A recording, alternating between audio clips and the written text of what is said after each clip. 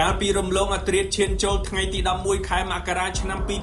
2026ស្នូបំផ្ទុះគ្រាប់បែកនឹងការដុតបំផ្លាញបានកើតឡើងព្រមគ្នាទៅលើស្ថានីយ៍ប្រេងឥន្ធនៈ PTT ចំនួន11កន្លែងនៅក្នុងខេត្តប៉ាតានីខេត្តយ៉ាឡានិងខេត្តនរាធិវត្តន៍ដែលស្ថិតនៅតំបន់ភាគខាងត្បូងថៃ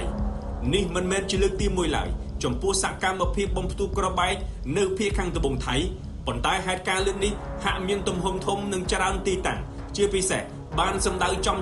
ចំពោះក្រុមហ៊ុនរុស្ស៊ីរបស់ថៃបន្ទាប់ពីចលនាទាមទារបំបីទឹកដីភាគខាងត្បូងក៏កំពុងកម្រើកខ្លាំងអ្នកនាំពាក្យកងទ័ពជើងគោកថៃបានចាត់ទុកថានេះជាការគំរាមកំហែងសន្តិសុខថៃយ៉ាងខ្លាំងស្របពេលការបោះឆ្នោតជ្រើសរើសនាយករដ្ឋមន្ត្រីថៃទី33ក៏កាន់តែគៀកណាស់ដែរ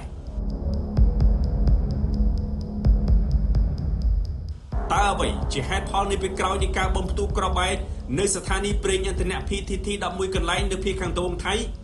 សូមរងចាំតាមដាននៅការបកស្រាយពីសំណាក់ឯកឧត្តមរុនវីរ៉ូជំនួយការរដ្ឋមន្ត្រីប្រតិភូអមនាយករដ្ឋមន្ត្រីទទួលបន្ទុកកិច្ចការប្រវត្តិសាស្ត្រនិងវប្បធម៌ក្នុងកិច្ចពិភាក្សាពិសេស CNC